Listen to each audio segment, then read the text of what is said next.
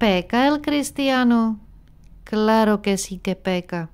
Si usted estudia capítulo 6 en la carta a los romanos, lo que escribió apóstol Pablo, allí todo lo que hemos ya estudiado, que somos muertos al pecado, que ya el pecado no nos domina más, que ya no somos esclavos del pecado, que ya el pecado no tiene dominio en nuestras vidas. Entonces no somos pecadores, ya no es nuestra naturaleza ser pecador, porque somos como el segundo hombre del cielo, somos como Cristo, no somos como era Adán y como éramos antes del Cristo, antes de ser nueva criatura.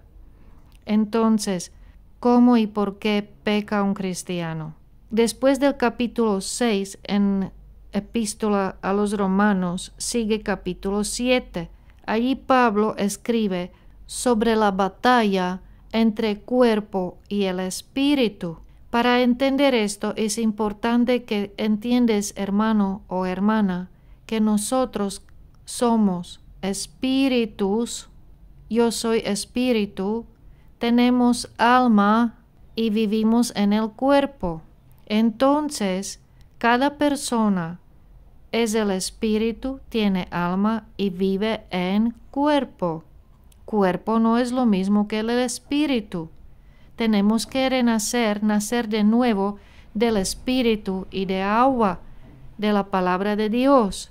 Lo que nace de nuevo es nuestro espíritu, junto con el Espíritu Santo que mora en nosotros, Espíritu de Cristo que mora en nosotros y nuestro espíritu.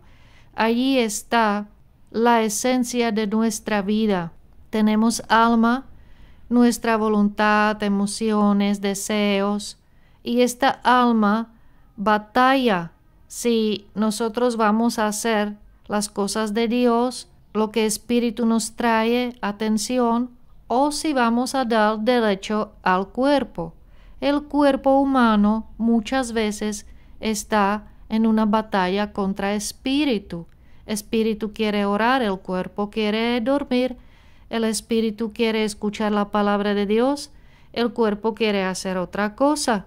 El espíritu está hambriente, necesita comer, necesita la palabra de Dios, un pan fresco. El cuerpo quiere hacer otras cosas. Cuerpo muchas veces está contra el Espíritu de Dios. Tenemos que dominar a nuestro cuerpo.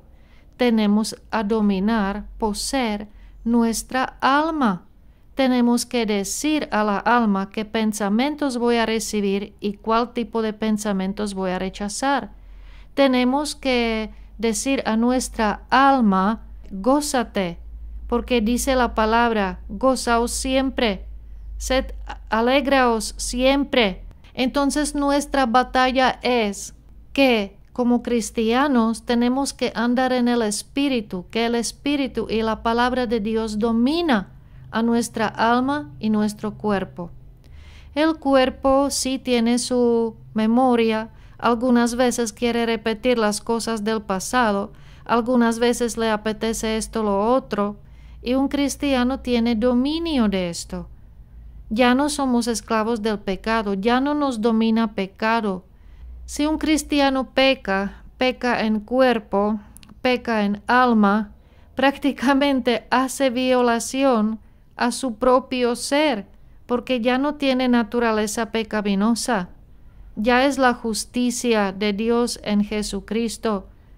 Ya su espíritu renacido nació de nuevo, pero esta alma y el cuerpo pide lo suyo. Jesucristo dijo que solo con una mirada o solo con una idea, con un pensamiento, nosotros pecamos.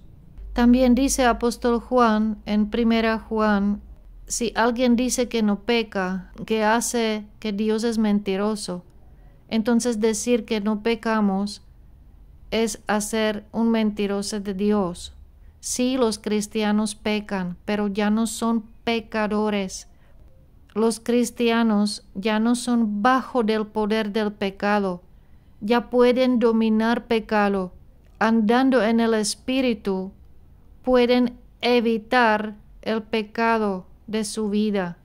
Pero aunque todos fallamos, los cristianos ya no son pecadores.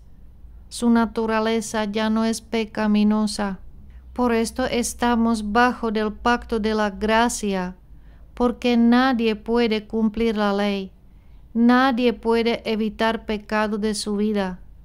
El pecador está bajo del dominio del pecado y cristiano ya no está bajo de este dominio, pero aún su cuerpo le da ganas de pecar.